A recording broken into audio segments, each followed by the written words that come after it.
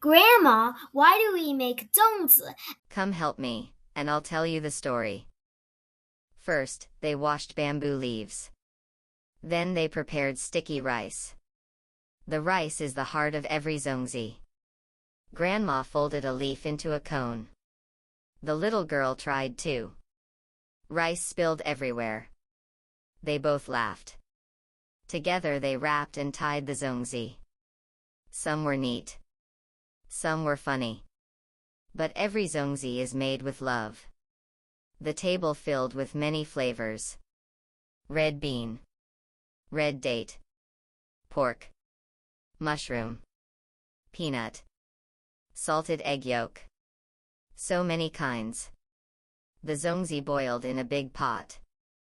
The little girl waited patiently. Good things take time. At last, they were ready. The family gathered together. Warm steam filled the air. Grandma handed her a Zongzi. Long ago, people made Zongzi to remember Qu Yuan. The little girl took a bite and smiled. Dragon Boat Festival is more than food.